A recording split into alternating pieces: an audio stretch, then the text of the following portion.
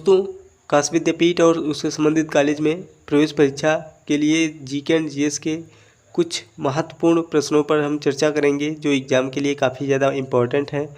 और इसका जो हिंदी स्वरूप है, हमने इसके क्वेश्चन हिंदी में बताए हैं। उसका जो इंग्लिश मॉडल है उसकी एक पीडीएफ हमने टेलीग्राम पर अपलोड कर दी है, जिसका लिंक आपको इस वीडियो के डिस्क्रिप्शन बॉक्स में मिल जाएगा। तो जिससे इंग्लिश में अगर आप क्वेश्चन देखना चाहते हैं तो वहाँ से भी देख सकते हैं, लेकिन इसके आंसर आपको यहाँ से ही देखने पड़ेंगे। तो वीडियो स्टार्ट करते हैं। आप लोगों से रिक्वेस्ट है कि अगर चैनल को सब्सक्राइब नहीं किया तो चैनल को सब्सक्राइब कर लें और ऑल ऑफ नोटिफिकेशन पर भी क्लिक कर लें, जिससे आने वाली हर वीडियो की नोटिफिकेशन आपको मिलती रहे। तो आज का पहला क्वेश्चन है कि निम्न में से कौन सी मद फफूंद से तैयार होती है। अच्छा क्वेश्चन है, एग्जाम में बहुत बार ये क्वेश्चन पूछा भी गया है। ऑप्शन है क्लोरोफार्म, ग्लिसरीन, पेनिसिलिन या फिर कुनैन। तो कौन सी मद है जो फफूंद से तैयार होती है। बहुत ही अच्छा इंटरेस्टिंग क्वेश्चन है। तो इसका राइट आंसर है पेनिसिलिन। ऑप्शन थर्ड जो है इसका बिल्कुल ही राइट आंसर है। पेनिसिलिन जो होता है ये फफूंद से तैयार किया जाता है, तो ऑप्शन थर्ड इसका बिल्कुल ही राइट आंसर है। दूसरा क्वेश्चन है कि कौन सी बीमारी प्रोटोजोआ द्वारा तैयार होती है। ये भी अच्छा क्वेश्चन है। ऑप्शन है सर्दी, जिसको बोलते हैं कॉमन कोल्ड। दूसरा ऑप्शन है निमोनिया। तीसरा ऑप्शन है मलेरिया। चौथा ऑप्शन है हैजा, जिसको बोलते हैं विसूचिका। इसको विसूचिका भी बोलते हैं, ऑप्शन में हो सकता है विसूचिका। तो चार ऑप्शन दिए गए हैं। तो कौन सी बीमारी है जो प्रोटोजोआ द्वारा तैयार होती है, तो इसका राइट आंसर है मलेरिया। ऑप्शन थर्ड इसका राइट आंसर है मलेरिया। तो ये क्वेश्चन बहुत इंपॉर्टेंट है, बिल्कुल अच्छे से इनको रट लें। तीसरा क्वेश्चन है निम्न में से विटामिन है, तो कौन सा विटामिन है। तो ये भी अच्छा क्वेश्चन है। केरोटिन, रिबोफ्लेविन, इंसुलिन या फिर एड्रीनेलिन। तो ये चार ऑप्शन है। तो इसमें इनमें से विटामिन कौन सा है, तो इसका राइट आंसर है राइबोफ्लेविन हो जाएगा। रिबोफ्लेविन नहीं है, राइबोफ्लेविन है। तो राइबोफ्लेविन इसका राइट आंसर है, ये विटामिन होता है। अगला क्वेश्चन है कि वर्णांध व्यक्ति किन रंगों में अंतर नहीं कर सकते हैं। जो वर्णांध होते हैं, जो अंतर का भेद नहीं कर पाते हैं, तो ऐसे कौन से कलर हैं या फिर रंग हैं जिनका अंतर नहीं कर पाते हैं। तो इसका राइट आंसर हो जाएगा हरा और नीला। ऑप्शन सेकंड जो है ये है इसका बिल्कुल ही राइट आंसर है। ये ऐसे रंग होते हैं, अगर कोई एक वर्णांध व्यक्ति है तो हरा और नीला इन रंगों में अंतर नहीं कर पाता है, विभेद नहीं कर पाता है। पांचवा क्वेश्चन है कि निम्न में दृष्टि भ्रम कौन सा है। दृष्टि भ्रम कौन सा है।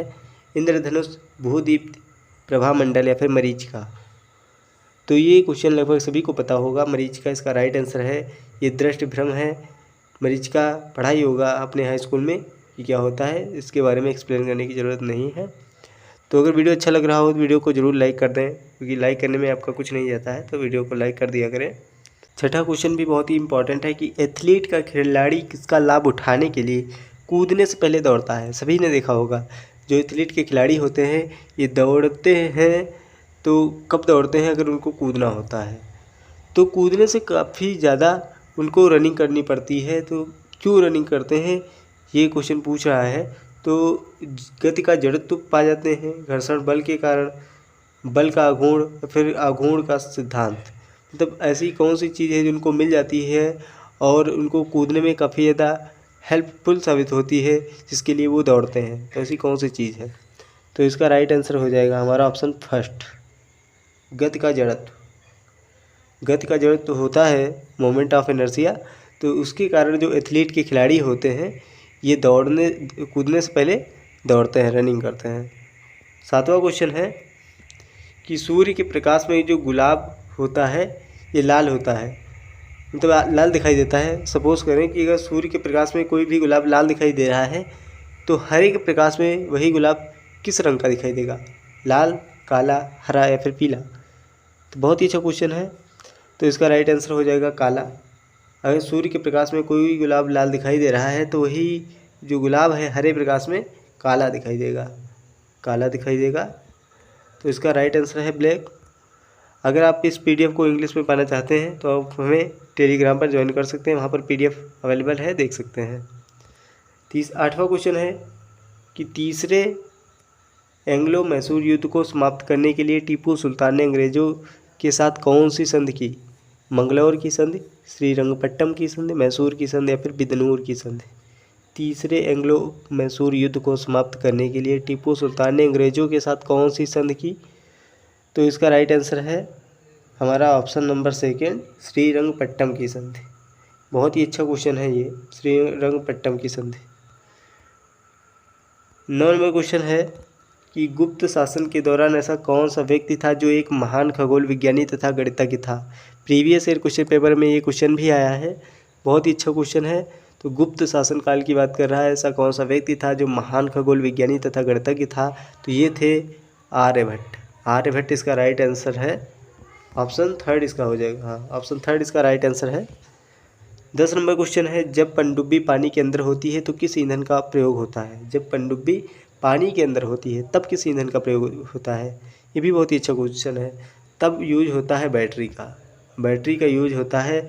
अगर पनडुब्बी पानी के अंदर होती है तो वहाँ पर बैटरी का यूज किया जाता है। 11 नंबर क्वेश्चन है, भोपाल गैस त्रासदी। बहुत इंपॉर्टेंट क्वेश्चन है। जो भोपाल गैस त्रासदी हुई है तो इसमें किस गैस के कारण ये हुई थी? तो ये भी अच्छा क्वेश्चन है। तो इसका राइट आंसर हो जाएगा हमारा option number second, methyl isocyanide. Methyl isocyanide. तो इसका जो केमिकल फार्मूला है ये क्या होता है, और ये भोपाल गैस त्रासदी जो हुई है कब हुई है, कब हुई है, और इसका जो केमिकल फार्मूला है तो ये क्या है? आप कमेंट करके इसका रिप्लाई जरूर करें, क्योंकि बहुत ही ज़्यादा इंपॉर्टेंट क्वेश्चन है, आपको पता भी होना बहुत ज़रूरी है। 12 नंबर क्वेश्चन है कि कौन सा भाग मानव शरीर में सबसे कठोर होता है? ये भी बहुत ही अच्छा क्वेश्चन है। मानव शरीर में सबसे कठोर भाग कौन सा होता है? जो ऑप्शन दिए गए हैं, अस्थियाँ, दंतवल्क जिसको बोलते हैं इनेमल, दंत धातु ये होता है डेंटिन, और एक होता है नख। तो इनमें से सबसे कठोर भाग कौन सा है? बहुत ही अच्छा क्वेश्चन है। तो इसका राइट आंसर हो जाएगा इनेमल। इनेमल इसका राइट आंसर है, जिसको हिंदी में बोलते हैं दंतवल्क। तो ऑप्शन सेकंड इसका बिल्कुल ही राइट आंसर है। 13 नंबर क्वेश्चन है कि किस राज्य की अंतर्राष्ट्रीय सीमाएं 3 देशों से मिलती है? ये बहुत ही अच्छा क्वेश्चन है और ऐसे क्वेश्चन एग्जाम में बहुत ज़्यादा पूछे भी जाता है। तो इसका राइट आंसर क्या हो जाएगा कि किस राज्य की अंतर्राष्ट्रीय सीमा 3 देशों से मिलती है? तो इसका राइट आंसर हो जाएगा ऑप्शन सेकेंड, जम्मू कश्मीर। जम्मू कश्मीर की जो सीमा है ये 3 देश से मिलती है। तो 3 देश कौन है वो भी हम आपको बता देते हैं। एक तो हमारा हो जाएगा चाइना, चीन, एक हो जाएगा हमारा अफ़गानिस्तान, इसकी भी थोड़ी सी सीमाएं मिलती है, और एक है पाकिस्तान। ये 3 देश हैं जिनकी सीमाएं मिलती हैं।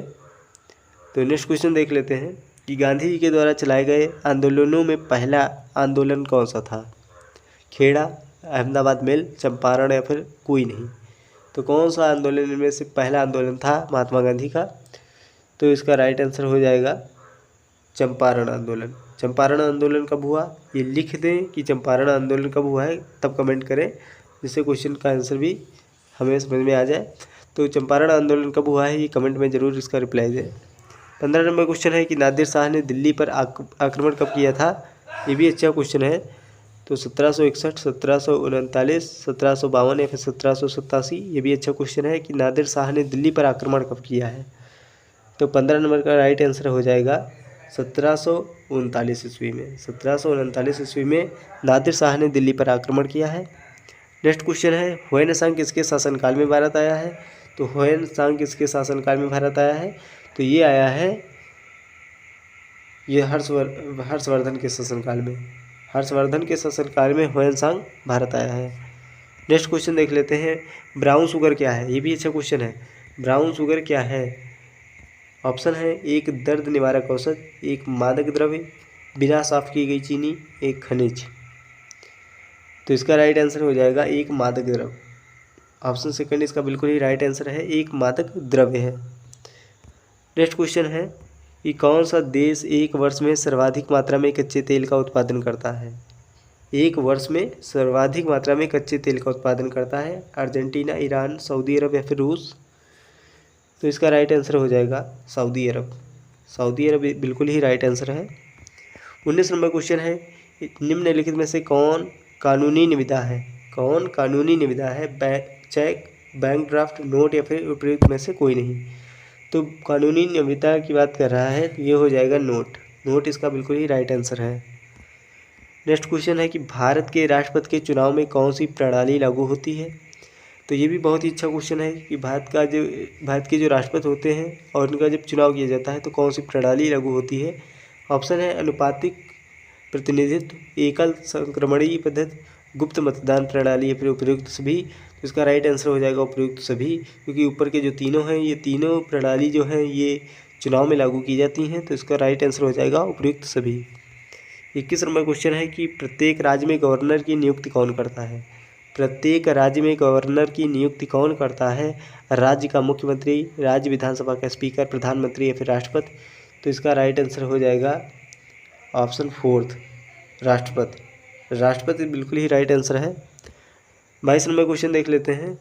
कौन सी भाषा भारत के संविधान की 8वीं अनुसूची में सम्मिलित नहीं है।